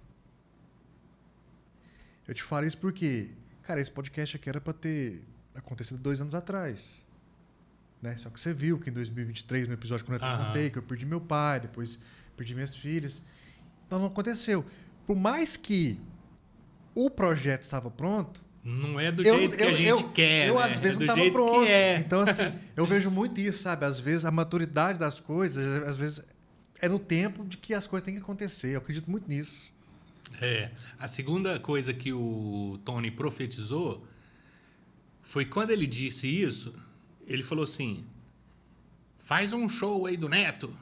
Daquele jeitão. Aqui é tanto de gente aí, todo mundo conhece o Neto. Vocês colocam quantas pessoas vocês quiserem no show e filmem ele ao vivo. Pronto. E quando ele falou isso, eu falei, cara, é impossível eu gravar um show ao vivo. Você sabe como que é difícil fazer isso. É difícil. E a gente foi...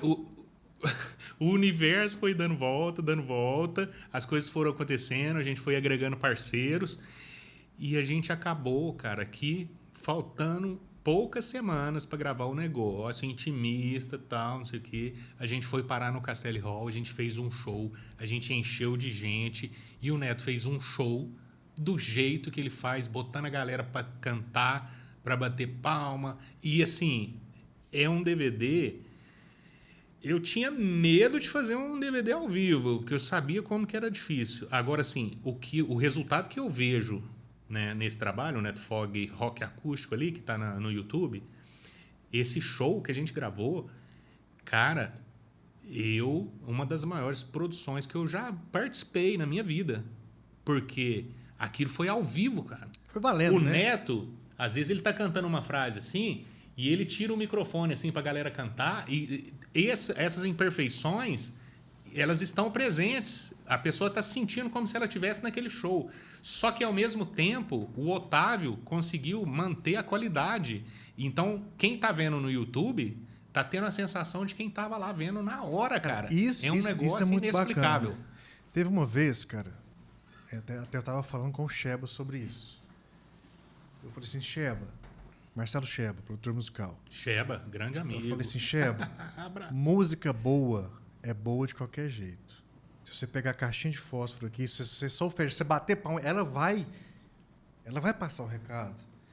Então, assim, claro que eu concordo 100%, cara. O tanto que é bacana você ouvir um violão bem gravado, um baixo bem tocado. Ah, não é baixo, é cello, melhor ainda.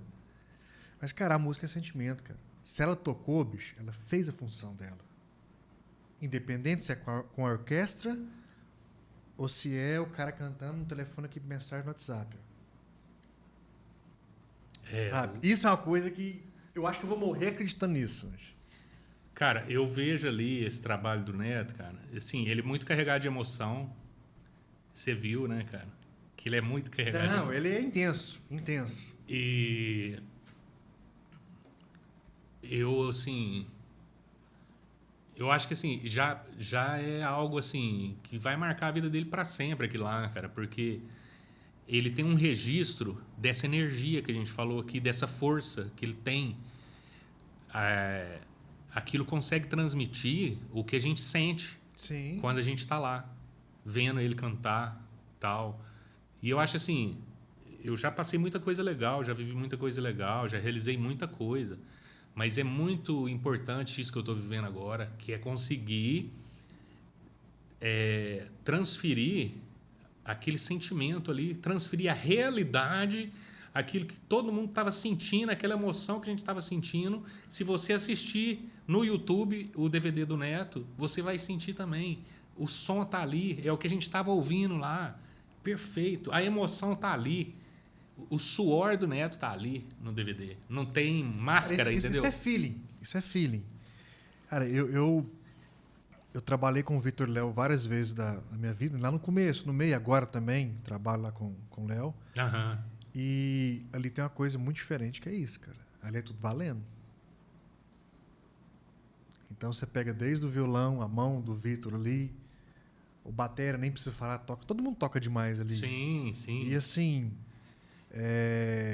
É um dos artistas, né, cara, que assim, que eu pego, que tá de volta no mercado, que transmite isso.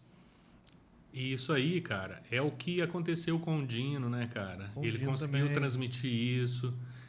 E, coincidentemente, a gente conseguiu ter o mesmo produtor, o Otávio, que fez vai estar aqui daqui uns dias. Né? Que é um cara gabaritado para fazer isso. A gente teve lá no começo o Raoni Franco, que produziu muita coisa pra gente, que lapidou esse repertório, que essa concepção ali das músicas, o Raoni fez parte disso. O Raoni é guitarrista também, né? Ele é tudo, né, cara? O cara é um gênio. A gente teve ali os músicos que tocaram, cara, inexplicável. O Juliano Leitão, ele tocou a bateria ali naquele DVD. O Cajuzinho tava lá, cara. O dia que você tiver a oportunidade de entrevistar o Cajuzinho, você pergunta para ele o que ele sentiu, cara. O Cajuzinho que é um dinossauro, né? Da música berlandense. Os violões. Enéas, Juninho Dias. Trabalho lindo, lindo. O Otávio tocou o baixo no DVD. Né? Ele aproveitou que ele fez os arranjos e ele dirigiu lá. Nem precisou dirigir nada, porque assim, os músicos excepcionais, né, cara? Assim, performance inexplicável. E o piano ali, os teclados, o Serginho, do SPC, do Só Contrariar, que eu lembro dele antes de eu tocar guitarra. Não, eu já estava tocando guitarra, não tinha banda, aquela fase pré-bandas de heavy metal ali. Um amigo meu chegou e falou assim, tem um colega meu, ou parente, não sei, que é dono de uma banda baile. Vamos de hold. Eu falei, o que é hold? Não, é os caras que carregam as coisas e tal. Falou, mas não tem que carregar as caixas, os negócios, a gente vai dar conta? Falou, não, a gente ajuda a levar as guitarras e tal, mas aí a gente vai viajar com a banda, no ônibus da banda. Eu falei, então vamos. A gente tinha lá, sei lá, 13, 14 no máximo. Devia ser uns 13 anos de idade que a gente tinha. Cara, chamava Registro Geral a banda. Banda RG. Era um ônibus meio velho, caindo nos pedaços. Era uma banda baile. Era aqueles ônibus que chama dinossauro de verdade. Tem e a banda, o tecladista era o Serginho. O saxofonista era o Hamilton. O baterista Como é que é o nome, gente? Ele foi back vocal do Só Contrariar depois. Calma que eu vou lembrar aqui. Eu sei, assim, tinha um monte de gente ali que depois fez parte do Só Contrariar. E, assim, os dois, de 13 anos de idade, a gente foi pra... escola, né? Isso aí, né? A gente foi pra Indianópolis, cara. Só que a gente não conseguia carregar nenhuma guitarra direito. Assim, a gente foi para ver o show, jantar, tomar banho, dormir no hotel e viajar de ônibus. Foi minha primeira experiência com a estrada. Foi no ônibus da banda Registro Geral, que era a banda baile que tinha essa galera toda. Cara, inesquecível. São os melhores. Inesquecível. Não, Jô, a gente pulou um tempo muito grande aí. A gente pulou 2006, você já contou do Neto. Eu ia te perguntar no final, mas você já contou tudo do Neto já? Não, é porque ali que é depois... o projeto atual. Mas teve algum projeto especial nesse período aí? Alguma outra banda? Eu compus muito, né, nessa época. Você tem um trabalho como eu autor, fiquei né? conhecendo. O Jorge Mateus veio tocar aqui no Camaro e eu estava fazendo violão e voz lá no Clementina, que é o piano bar ali do hotel, né? O melhor hotel de Uberlândia, era onde ficam os artistas, né? O Jorge Mateus estava hospedado lá, eu nem sabia. Eu estava fazendo meu som lá terminava 1h da manhã. Eu terminei, botei meu violão na bagzinha, botei aqui e fui sair. Na hora que eu tô saindo, chega a van do Jorge Mateus. Quem que abre a porta e sai correndo? O Tony. O Tony de novo. Então, Tony. Ele já me vê saindo assim. Quem que sai atrás dele? O Jorge. E no que eu saí, um grupo de meninas já esperando ali. O Jorge deve chegar por aqui. E desce o Jorge e as meninas começam a gritar e vai lá no Jorge e o Tony me vê e o Tony vai e me abraça e vira pro Jorge. O Jorge com as meninas lá tirando foto, não sei o quê. Jorge, olha quem tá aqui. O Jorge larga as meninas e vem correndo, cara, me abraçar. Onde você tá indo? Onde você tá indo? Eu falei, não, eu tava tocando aqui. Eu falei, não, volta pra trás, cara. Vamos tomar uma. Que massa, que está bacana. Eu voltei pro Clementina. Aí começou a descer o povo da van. Tinha 2 compositores lá, assim, Johnny Rodrigues e Diego Damasceno. Diego Damasceno, assim, que virou um irmão. Conheci ele, o irmão dele, infelizmente. Danielzinho deixou. Foi, né? E a gente sentou lá, juntamos umas mesas, juntamos lá com o Jorge, com eles, e começamos a tocar violão. O John era de Tumbiara Tumbiara também, também, né? Tumbiara também. Acho que Amor Sem Compromisso, a composição dele. Ele estava lançando Leva. Com Guilherme Santiago. Pra onde você for, leva. Não posso tocar, não. Cara, e aí a gente ficou tocando ali. E foi dando 1, 2, 3. E minha namorada em casa. Ela tava esperando eu chegar. Show que não acaba. Era uma namorada de Araguari. E eu falando, cara, minha namorada vai achar que eu morri, né? E aí, o Diego Damasceno, a hora que eu comecei a falar, seu nome é minha, não sei o que é meu, tal. E ele começou a mostrar as músicas dele. Ele estava lançando ali, era a época do Mistérios. Ainda não tinha saído aquele disco com o Seu Astral dele. E aí ele falou assim, cara, eu tô montando uma editora. Eu vou sair da minha editora, eu vou montar uma editora. E aí eu vou poder ajudar meus amigos, que aí eu vou poder editar as músicas. Nessa época ele editava na Pantanal, né? Só tinha Pantanal. Eu também tenho muitas músicas minhas na Pantanal. Aí ele montou a Damasceno, né? Nessa época. Aí eu falei assim, cara, meu sonho é ser compositor, cara. Eu vou lá na sua casa. E pode ir. Lá em Itumbiara, eles estavam em Itumbiara ainda. Aí, você vê, eu larguei eles lá, deixei o violão com eles, peguei e falei pro gerente, falei, a hora que eles terminar aí, que eles for dormir, guarda meu violão aí, amanhã eu pego. E aí eu fui pra Itumbiara, cara, e aí, olha só que legal, eu cheguei lá, o Diego e o Daniel,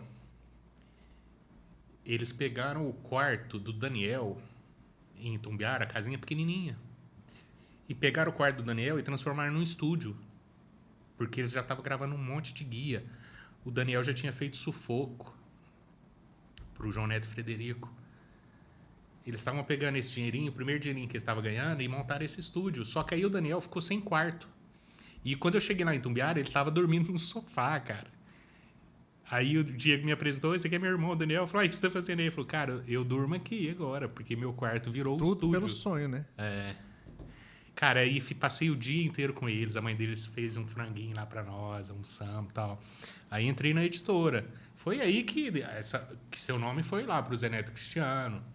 Teve essa música... Não, teve uma outra música que quase entrou nesse disco do Jorge Mateus, que tem o Seu Astral lá. Só que esse disco, cara, eu acredito que foi o nível mais alto da música sertaneja ali. Foi esse de 2009, do Jorge Mateus. Acho que são as maiores composições da história desse sertanejo. O novo sertanejo está ali. E tinha uma música minha muito boa, cara. Os caras chegaram a gravar quando do Boris e tal. Ela estava selecionada. Mas ela não entrou nas 14 lá, do repertório.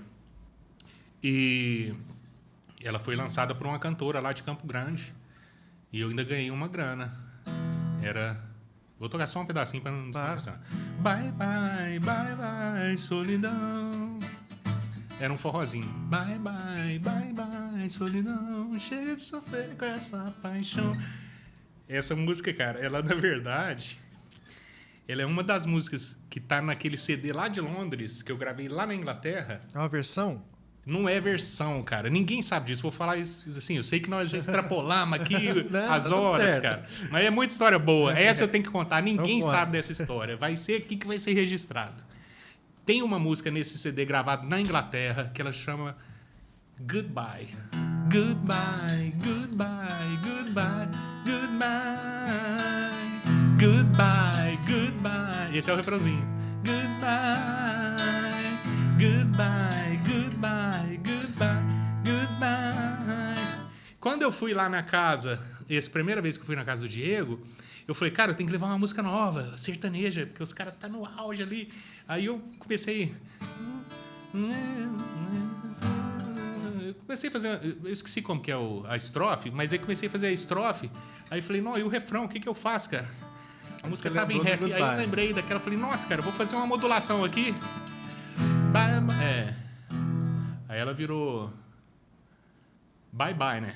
Bye bye, bye bye, solidão. Que legal. Bye bye, bye bye, solidão. E essa modulação aqui, totalmente rock inglês, cara. A hora que eu mostrei isso pro Diego, ele falou assim, cara, como que você criou isso?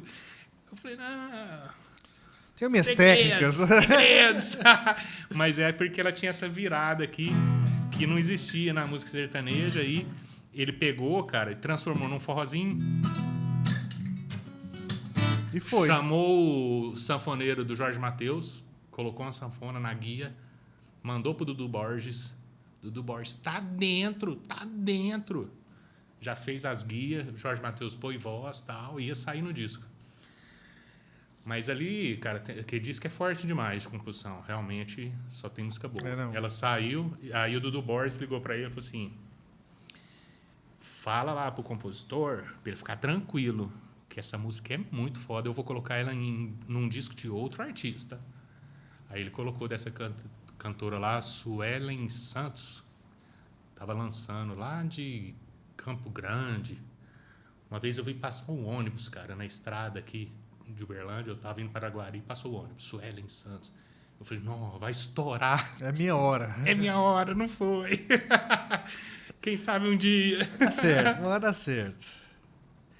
Não, a gente agradecer. Nossa, eu que Você vai ter que voltar aqui, porque tem muita história que você não contou. Cara, desculpa, assim, se ficou longo. Relaxa, a casa é sua. É porque, assim, gente você vai ter que voltar vai lembrando aqui. Das histórias. Ó, quando o Neto bater 1 milhão, ele falou que vai voltar aqui.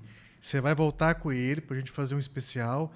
Talvez a gente consiga trazer o Tchana. Sim. Já conta mais coisas do Tamisa. A gente pode trazer o Maurício Ricardo. Traz o Maurício também, faz também. Eu acho que dá pra gente fazer uma bagunça boa aqui, igual foi o episódio de Corpo Inteiro. Tira essa mesa, coloca todo mundo aqui, faz um acoustic sessions aqui. Ótimo. Vamos combinar isso então. O Neto bateu 1 milhão, nós vamos fazer um acoustic section aqui. Vamos sim. Fechou? Vamos. E pra terminar... Fique à vontade. Vou contar um negócio engraçado, só pra fechar. A minha composição mais famosa não é uma música, é um jingle. Conta e toca pra nós. Na hora que eu tocar, todo mundo vai. Vasconcelos. Vasconcelos. Café, açúcar, feijão. Vasconcelos. Alô, Vasconcelos, patrocina nós. Tocou 10 anos na TV, aqui na Rede Triângulo. A minha música mais famosa é o jingle do Vasconcelos.